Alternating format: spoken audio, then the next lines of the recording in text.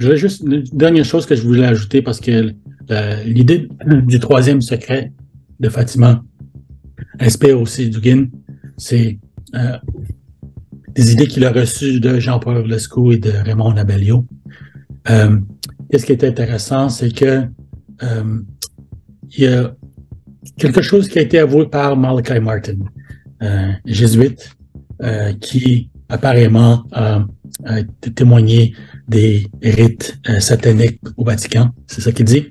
Il était aussi secrétaire de Cardinal Bea, jouait un rôle essentiel au Vatican II, mais aussi un agent secret d'Israël. Il était aussi ami de Rama Kumaraswamy. C'est lui qui avait démontré que le succès de Vatican II était lié à un cardinal Rampolla. C'était le fils de Ananda Kumaraswamy, un des grands disciples de Guénon.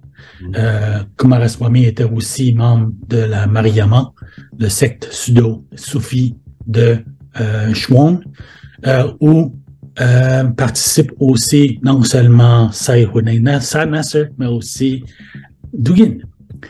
Et puis, qu'est-ce que Martin a remarqué?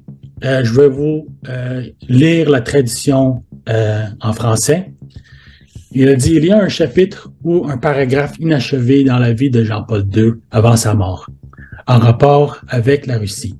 Son destin est lié à Kiev, en Ukraine, et à Moscou. Pourquoi? Je ne sais pas.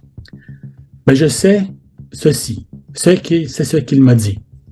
En ce qui concerne le troisième secret de Fatima, il déclare, en guillemets, la Russie fait partie du plan. Cela m'entraînerait trop loin dans le secret par peau. Pourquoi la Russie et Kiev sont impliqués dans la solution finale de ce problème? Mais ils le sont. C'est le plan de Dieu que le salut vienne de l'Est pour nous tous. Alors encore pour retourner que qu'est-ce qu'on voit dans ce monde, c'est que les trois grandes religions ont des attentes par rapport à la fin du monde, mais on est face à face avec une tradition gnostique qui, eux aussi, ont des attentes aux mêmes traditions, mais du côté opposé. J'en profite. Et qui travaillent pour l'avancer. Oui, il travaille, ça, ce côté-là, il travaille d'arrache-pied. Tu as cité Malachi Martin. Effectivement, il était secrétaire de Béat et il a lu le message de Fatima, mais il avait reçu l'ordre, enfin, il avait dû prêter serment de ne pas révéler la teneur de ce message, mais il y a parfois, par des moyens détournés, une possibilité de diffuser quelques informations. Et j'en profite pour dire que le livre de Malachi Martin, La maison battue par les vents, aux éditions Saint-Rémy, ont été publiés, donc j'ai lu le livre, et donc sous une forme romancée, il arrive à faire passer soit des noms de personnages dont on reconnaît Jean-Paul II, etc., ou le cardinal Lustiger.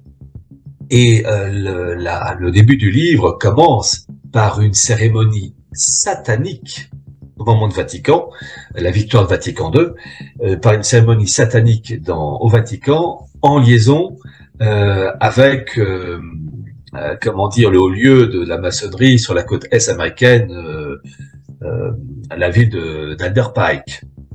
Et c'est vraiment Charleston, voilà. C'est vraiment révélateur. Ça commence par ça.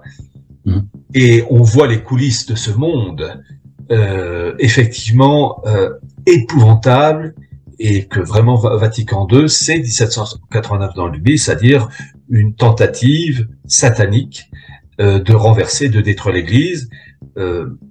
Apparemment, ils sont sur le point de gagner, j'ai bien dit apparemment. Mais on arrive au bout du bout. Comme je l'ai déjà dit, on peut penser que cette Russie qui est marquée par cette marque d'empreinte satanique de 1917 présente aussi cette situation paradoxale d'avoir un clergé, certes marqué par 70 ans de communisme, ça il faut jamais l'oublier, mais un clergé qui normalement est encore valide et n'a pas connu le nouveau rite d'ordination de 1968, Pontificali Romani, Et donc, la logique voudrait que, alors je le dis avec beaucoup de prudence, mais la logique voudrait que ce clergé orthodoxe, suite à des bouleversements extraordinaires, puisse, comment dire, rendre possible de nouvelles ordinations, mais cette fois-ci valides pour tout le clergé occidental qui est pour le moment, normalement, depuis 1968, invalide. C'est-à-dire que ce sont de faux prêtres, de faux évêques, etc. Ouais.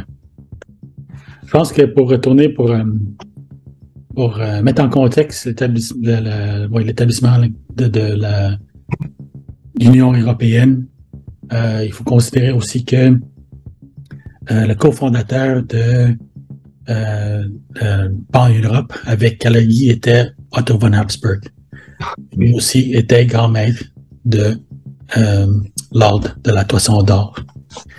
Et puis, alors lui, enfin, qu'est-ce qui est avec Pierre Plantard, qui avait créé la légende de la prieuré de Zion, il avait, vers la fin de sa carrière, il avait proposé que c'était Otto von Habsburg qui allait devenir le grand monarque de l'Empire européen. Parce que le grand monarque, c'était qui était supposément prédit par Nostradame. Et c'est ça qu'ils essayent tous d'établir. Alors, c'est pour ça que tout ce projet-là, c'est un projet synergique. C'est comme ça qu'il faut le comprendre. C'est pour ça que c'est en comprenant ça qu'on peut voir qui y participe et comment cette histoire-là a évolué. Tout lié avec les secrets de Fatima, puis enfin Vatican II. Mm-hmm. Alors, pour commencer, où ça commence, c'est avec la fraternité polaire. Et elle aussi, elle commence avec, c'est la tradition de l'ordre du Temple qui a été annoncée par Fabré Palapra. Je pense que c'est Raymond Albert Fabré Palapra.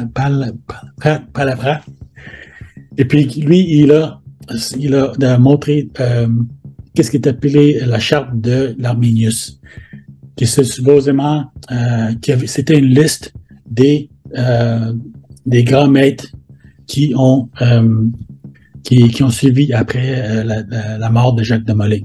Alors, il y avait deux traditions qui ont essayé d'inventer l'héritage de le survival of the Templars, la survie.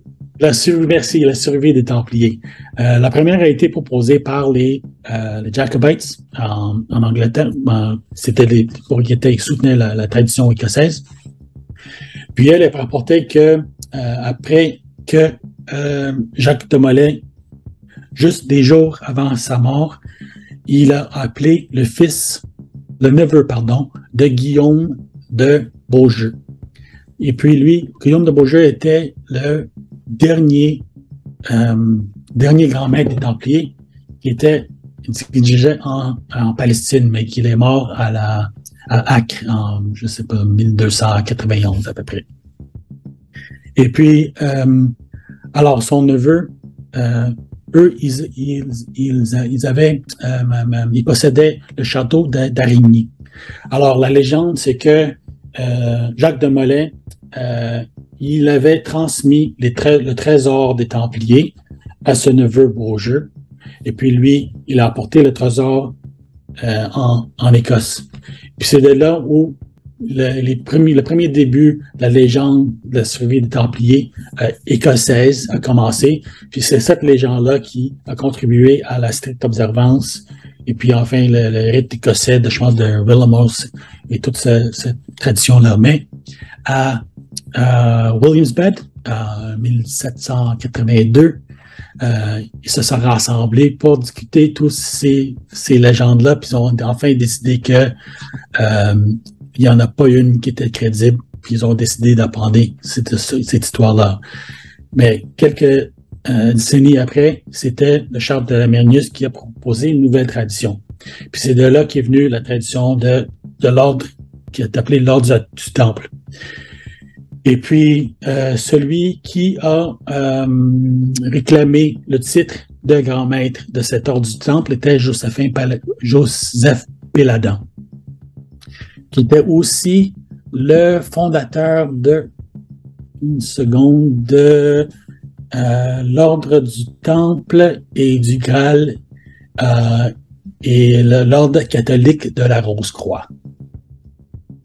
Et puis lui aussi, il avait initié Papu qui est devenu lui-même aussi grand maître. Alors c'est là qu'on voit que c'est réuni dans cette tradition, la tradition du martinisme de Papu et aussi de l'ordre du Temple qui sont vraiment unis dans lui.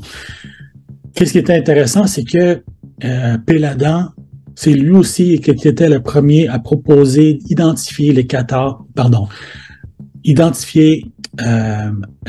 château mentionné par Wolfram von Eschenbach dans Parsifal, le château de Montsalvache avec Montsalvat, le château des Cathares.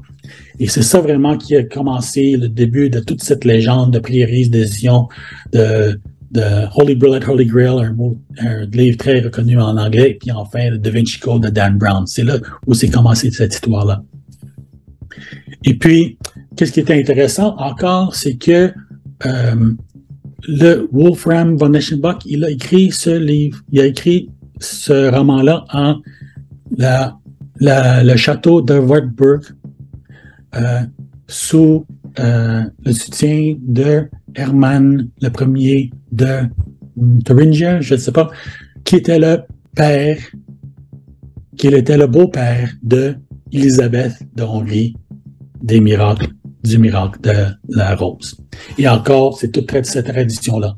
Alors, quand on regarde la liste, j'ai enfin découvert comment résoudre le casse-tête de la liste des supposés grands maîtres de la prieuré de Zion. Puis il y a plusieurs ordres. Comment on peut, dans quelle histoire on peut suivre pour voir comment ils sont liés. La première, la plus importante, c'est encore la Toison d'or. L'autre, c'est l'ordre de la fleur de lis qui est fondé par René d'Anjou. Parce que c'est dans ces deux ordres-là qui ont toujours, depuis le début, ont réclamé le titre de roi de Jérusalem. Le même titre qui a été approprié par Otto von Habsburg. Puis c'est là où vraiment qu'on peut comprendre que est encore lié à l'histoire de Notre-Dame. Parce que je pense que c'était le grand-père de Notre-Dame était lié aussi avec René d'Anjou.